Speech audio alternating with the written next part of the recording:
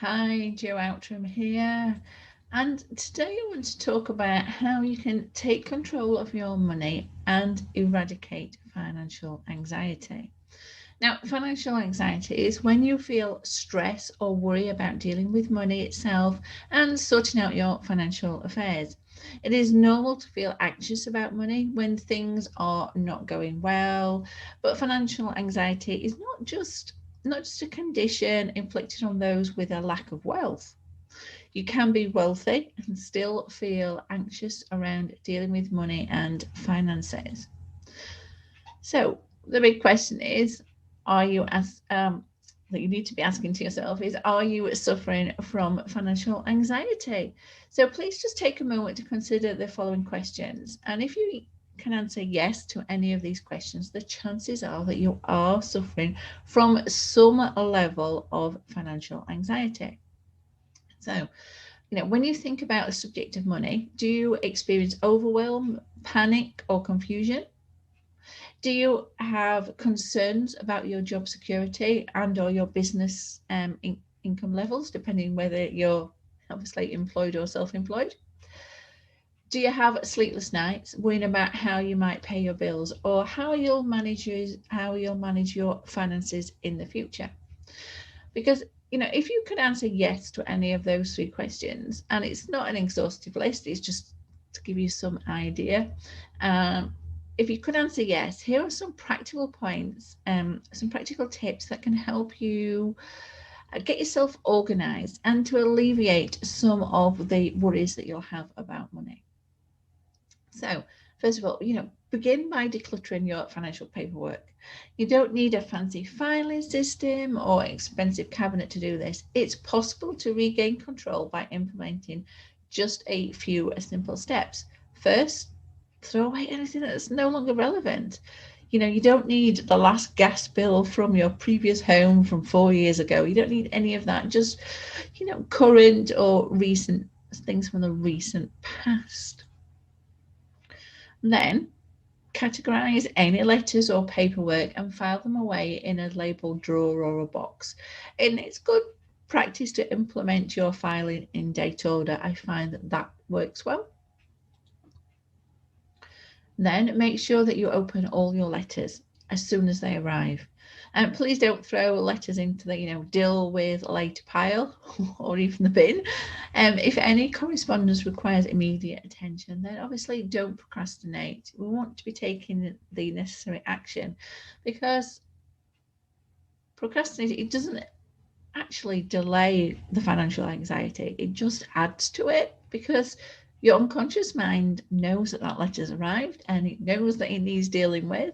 So it's going to be thinking about it and it's going to be giving you a lot of anxiety. So you might as well just get on with looking at what it says, because often when we ignore things, particularly when our finances aren't in great shape, when we ignore these letters, we actually know what they're going to say.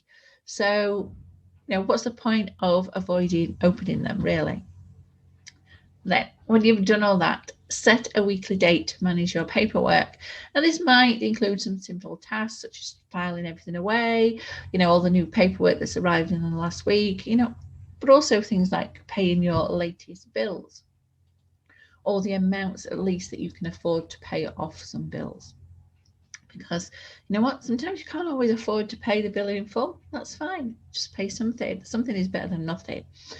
And when you're sat on the side of the fence as a supplier, then you would rather have some money than no money. So that's your money date. It's a little money date. It doesn't have to take too long, and it just gets everything out of the way. So pop that in your diary, create that money date for yourself. Next is to create a simple budget. And the key here is simple. We don't want to overcomplicate things. Calculate what you can sensibly afford to spend each week or each month, however works best for you for planning. And it kind of depends on how often you get paid. So if you get paid weekly, budget weekly. If you get paid monthly, budget monthly. If you're self-employed, where you take money as and when it comes in, probably best just to budget on a monthly basis. And then use all the main categories of expenditure, such as rent and mortgage, so household stuff, food, car, maybe kids' activities, all these items that you spend money on, where you can probably clump 2 or 3 things together under that heading. And then once you've set your budget for those areas, adhere to it. That's the key. Stick to it as much as you possibly can. Now, we're not putting on a really tight corset that's going to be really uncomfortable, or maybe we are, depending on the circumstances. But you know what? Sometimes you need to give yourself a little bit of room to maneuver. So don't make it too tight so that it's impossible to stick to, but tight enough to take control of your finances. That's what you're aiming for here. And then each payday, examine the budget and remind yourself how you plan to spend your money, because that's what a budget is. It's your plan and how you intend to spend your money.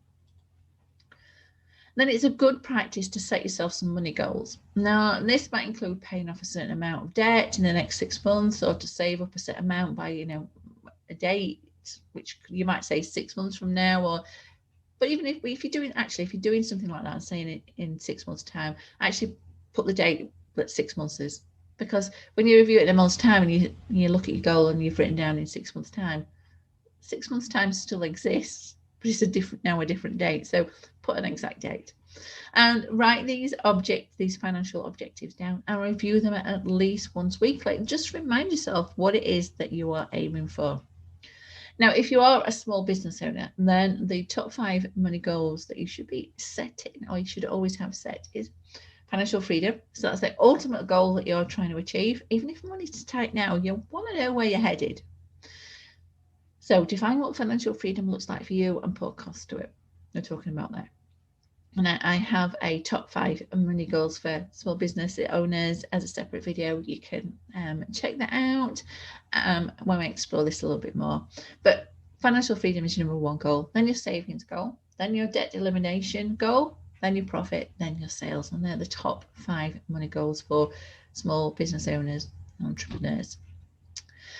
So, along with those practical tips that I've just run through, which allow you to start regaining financial control, you also want to dig a little bit deeper and explore your relationship with money. And it's important that you identify why you've arrived at the point of financial anxiety that you find yourself in now. So isolating issues is the first step to prescribing the solutions that will then improve your financial health. So it's not just the practical side. We need to look at the relationship, the emotional side of money as well. So as with any relationship, if you don't manage it correctly, your affiliation, with money can cause enormous stress and worry. However, unlike most other relationships, your control and influence over money is entirely in your hands. Most relationships that we have, it's 50-50. It's a two-way thing because there's 2 people involved. When the relationship with money is actually neutral to you. It's entirely how you view it. So it's all one-sided. So you've got complete control. And poor relationships and management of money, they just develop over time. And even the financially comfortable can become victims of anxious thoughts around money. And these anxious thoughts and fears often become ingrained into our unconscious mind. In fact, they've been there a long time. When we notice them, actually, what's happening is they're just coming to the surface. They're not actually anything new.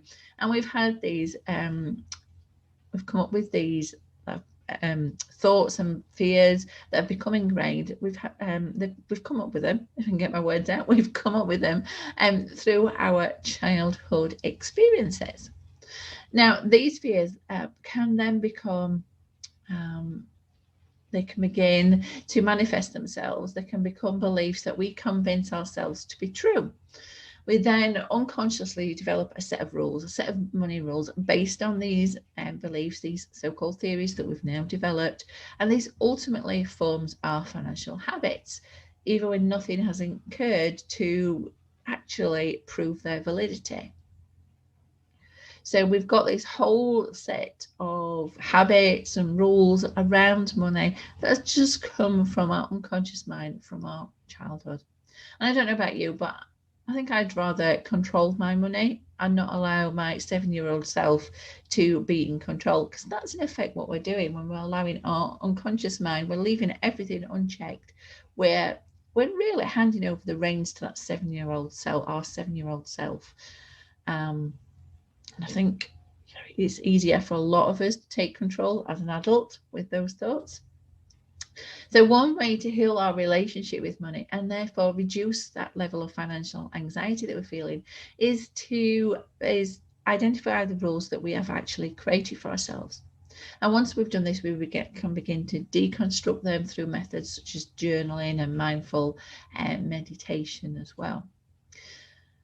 How you will discover them? Well, you could just look back at your early money memories, anything that you've overheard or seen in relation to money, and just journal on them. Just get those thoughts out of your unconscious mind and down onto paper, and then you can start to explore them.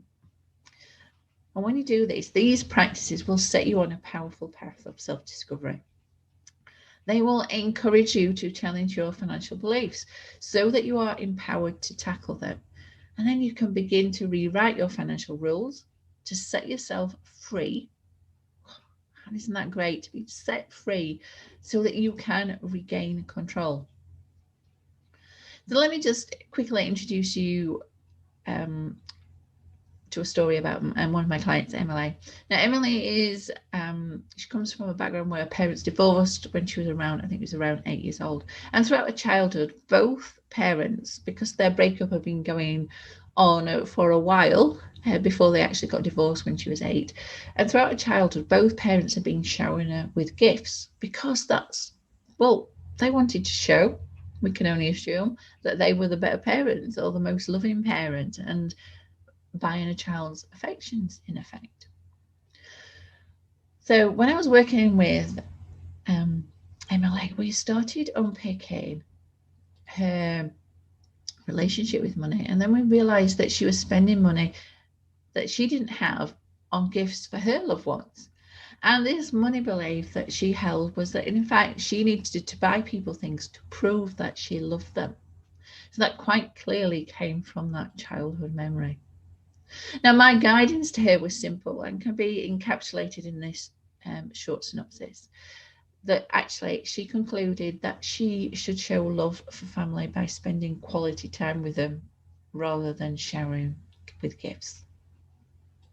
So it reduced the amount. When she uncovered that particular story, she started to calm down her financial anxiety around her overspending, because we could put a stop to a lot of that overspending, because she didn't need to spend money on all these gifts that she didn't need to.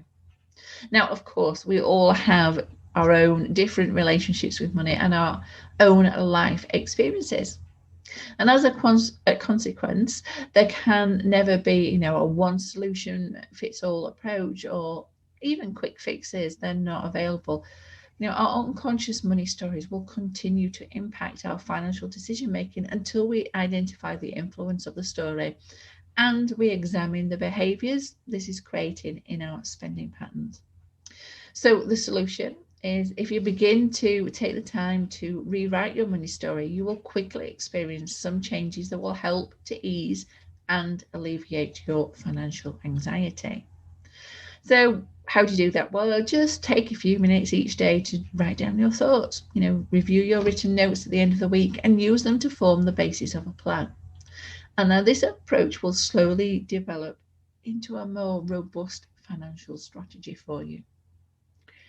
And now, if you would like to journal more about your money story and explore this, then I do have a Rewrite Your Money Story journal, which is on amazon.co.uk and .com, and it's in the Etsy store as well. The PDF version is in there. My Etsy store is a Financial Fitness Club. Or if you've got my course, Become a Money Magnet, you'll find it in there as well. So don't go purchasing it elsewhere. And just one final note: if you are suffering from severe financial hardship or having challenges in managing your debt, then you should contact an organisation that is geared up to deal with those situations. So here in the UK, that would be moneyadviceservice.org.uk or the nationaldebtline.org, and they will be able to help you. So that's it from now. Hopefully you've got loads of useful tips from there and what you can start to do on the practical side and exploring your money relationship. And then I just hope to see you in the next video. So that's it from me today.